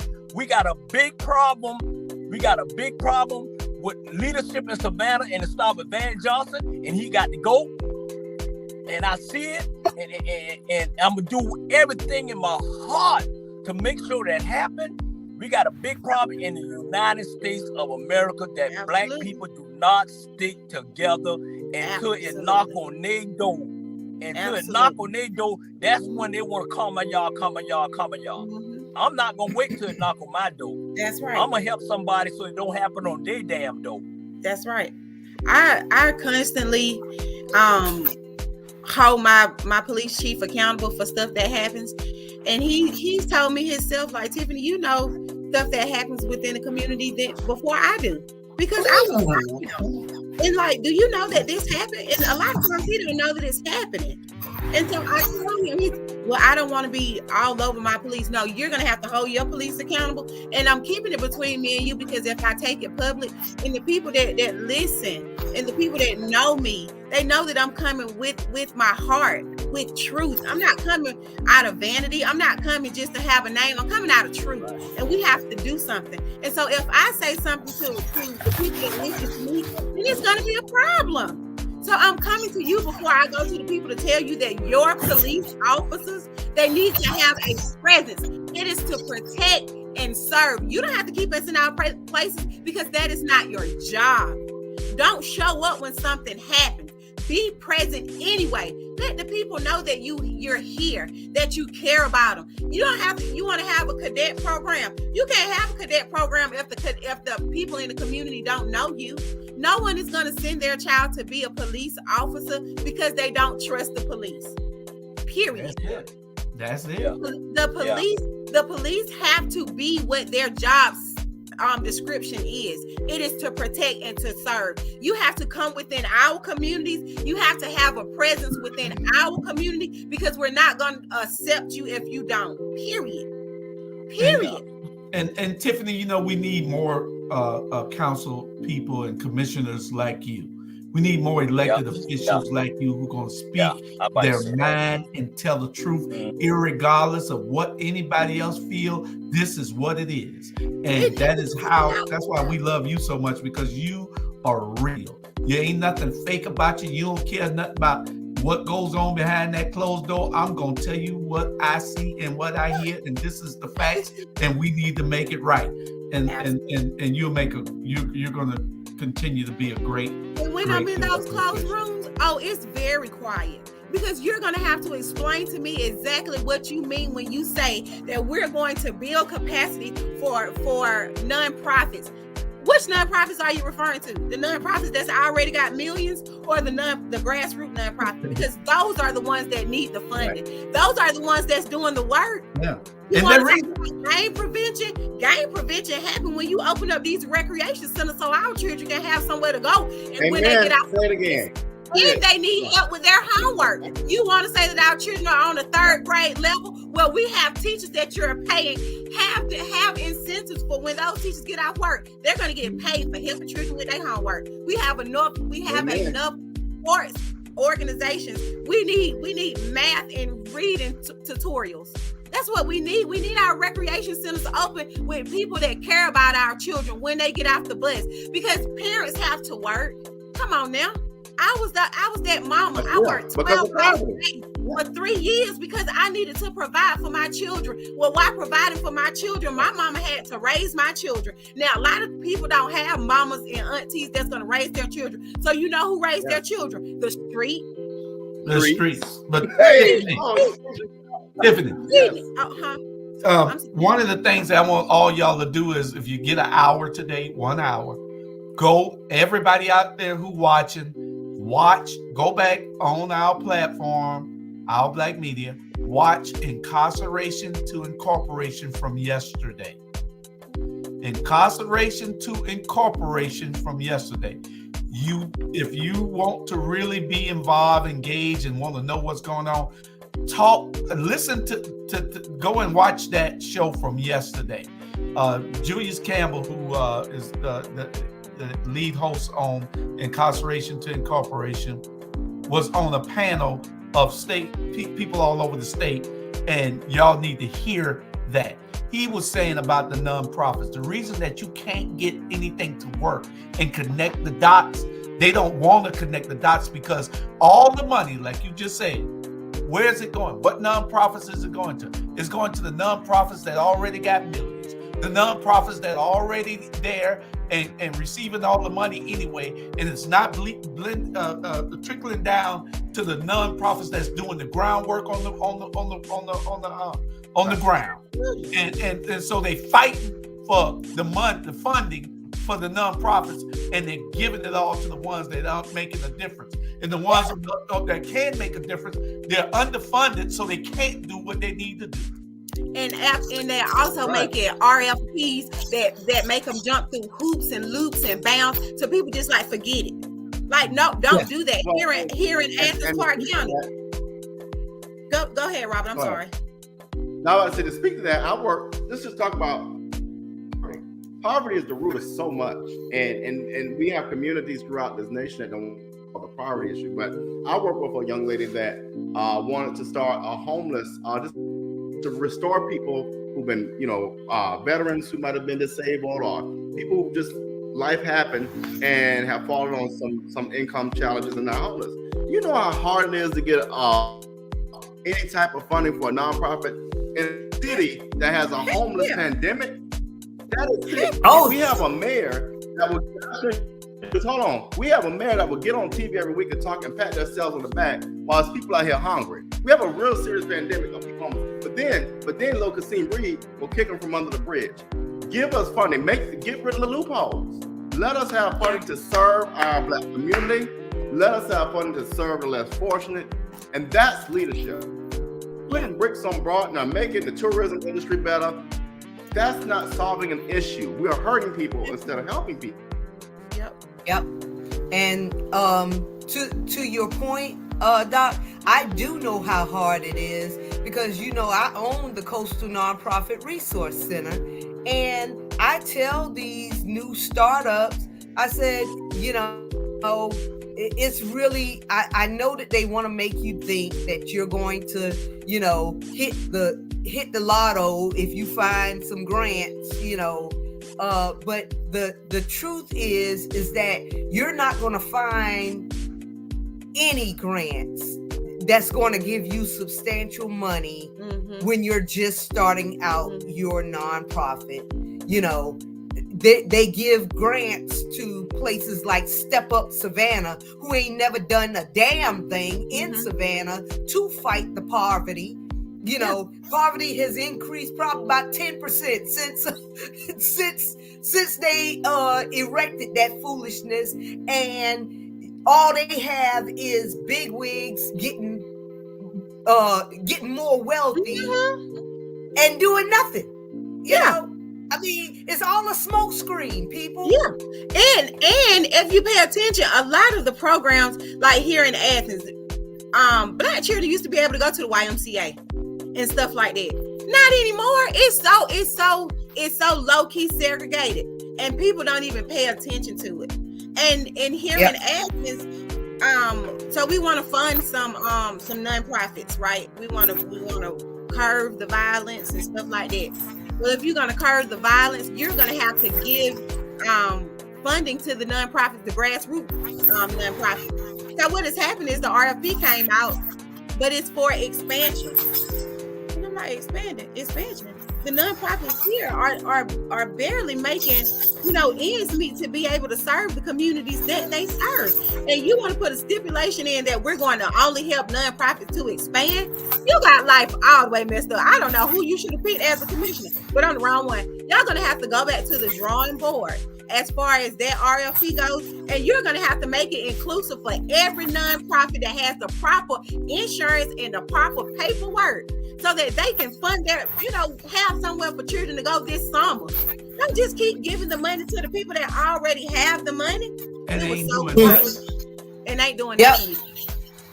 But see, they're doing something to pad their pockets. They're padding their pockets. That's what they're doing. Exactly. They get rich. And so, because like you said, Chandra, because big wigs and people that run the city sit on these boards, they're so, they're so strategic at making their proposals to fit exactly what the RFP wants it to be, because they created the effing RFP to begin with.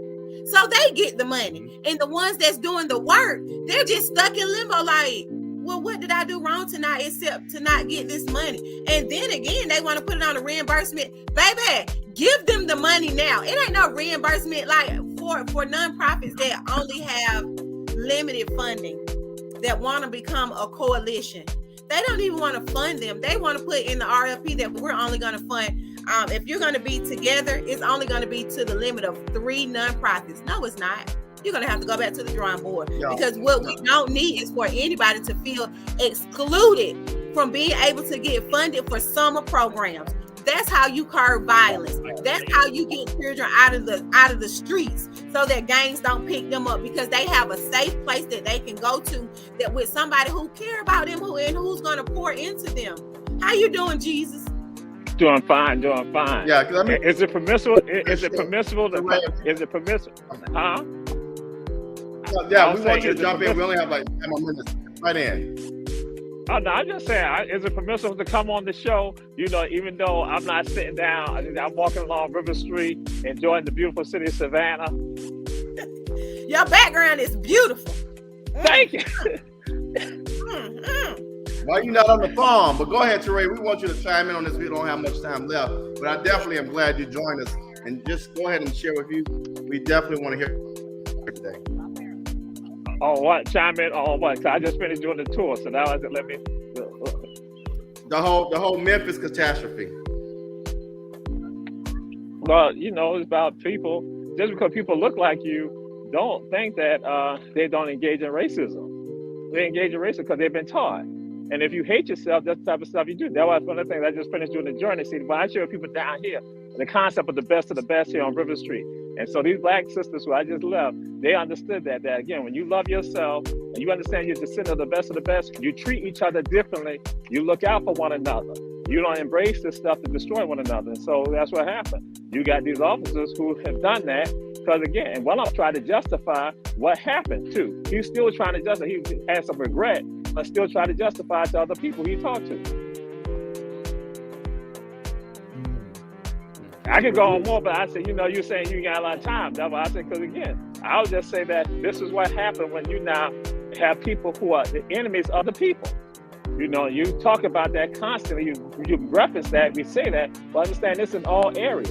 It's in the academic areas, educational areas, our religious areas. We got Black people in positions who are destroying other Black people for the system of racism. Internalized racism. That's what it's called. We got about 7 minutes, Jamal. Okay. And but we see that all the time. And then again, it's about how you like yourself, which I'm going to share this, that I've even shared with people too.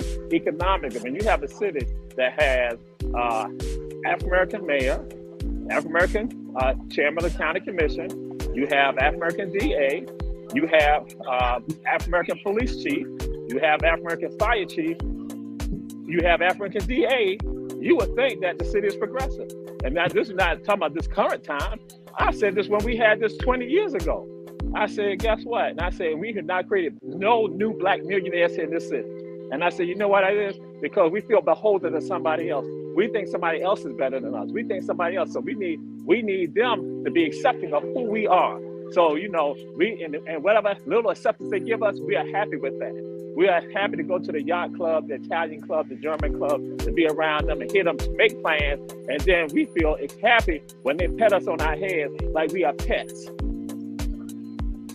Keep going. Keep on. You on? Keep on.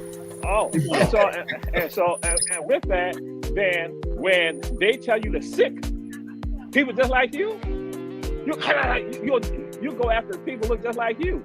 You don't go after them. You just sit down. So they tell you sit, you sit down. But your own people, they tell you to sit your own people, like you in a dog fight. And so that's what happened. So psychologically, emotionally, that's what some of us are. And that, again, like some people here may say, it does not matter about titles or position, because guess what? They're doing the same thing. people might go and look at it and say, hey, it's so awful they do it in Memphis and other things like that, or how people are carrying on. Guess what? They do it to you also in their boardrooms. They do it to you in their classroom. Sure do. It is still violent.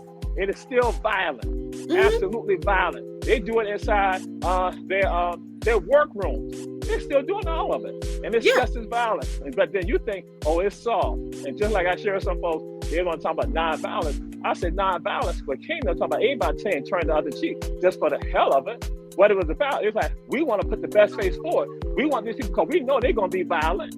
We know they're going to be violent. So we want them to not be embarrassed with their violence.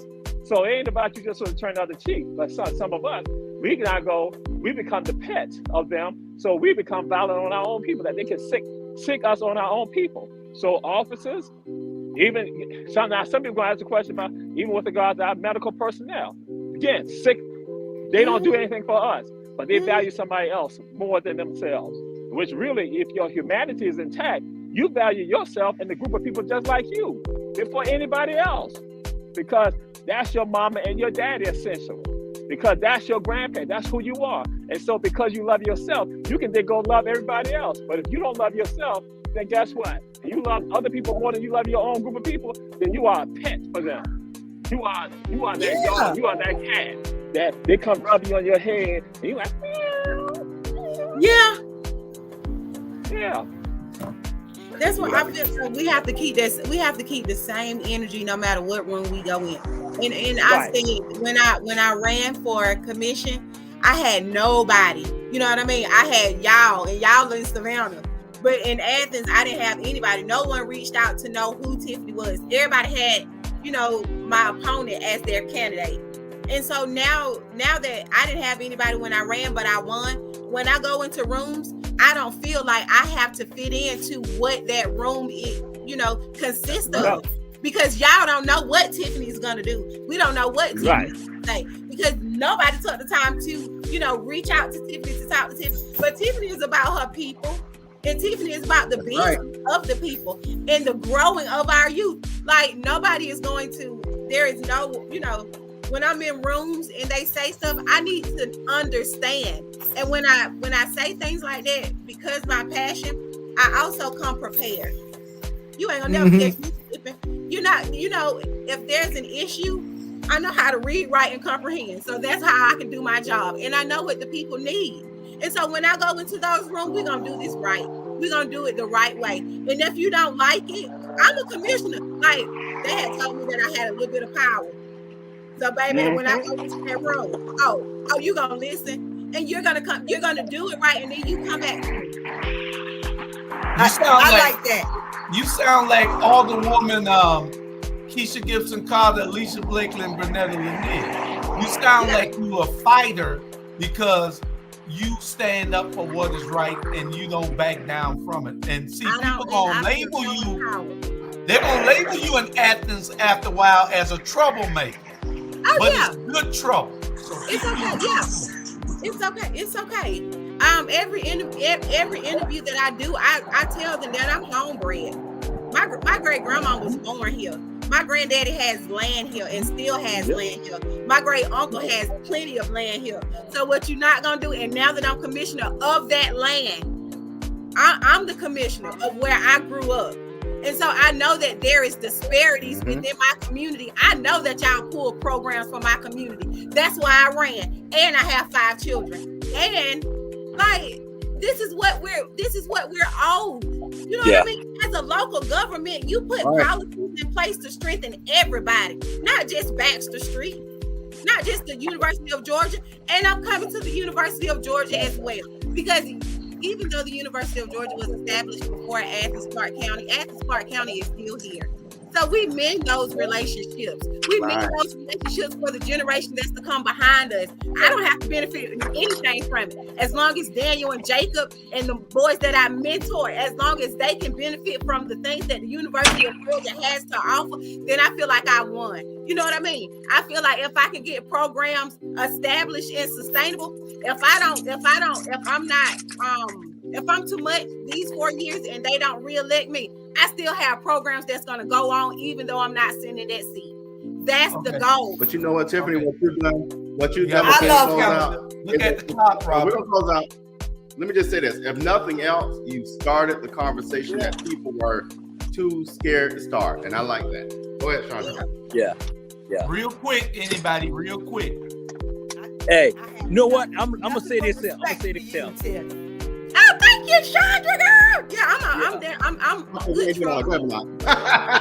Hey, no, I want to say this. I want to say this here. We are the only people in the country cannot sit to the table and have dinner with our family. Or God, somebody gonna break down our door or kick it out or something like that. Everybody can have a good time with their family except us. Except us. That's facts. Period. That's why we have to be more intentional and pour into our children. We have to break the lineages of what they see in society that tells them that they are less than, because they are not less than. And I feel like if we pour into them now, there is nothing that they can't do when they become 32 years old. All baby, right. I'm pouring into nations, baby. And they're going to be just as radical as me. All right. I love We're going to have you ready for government in 12 years now. Go ahead, Julius. Tomorrow. All right. Yeah. Jamal, we'll thank you for y'all joining in. Special edition of the Rabble. Robert, we ain't gonna do the outro. We'll just end it at about. We'll end the outro. We're not gonna do the outro. Okay. Yeah, we'll just end it when anybody else got any last words. We only got 1 minute. Love each other. Love on each other. Encourage each other. Pray for each other. There's nothing we can't do. That's right. That's the commissioner out of Athens, Georgia. What you say, Bernard? Bad. Oh yeah. Girl, you bad, but between you and Sonya, y'all can get y'all own show.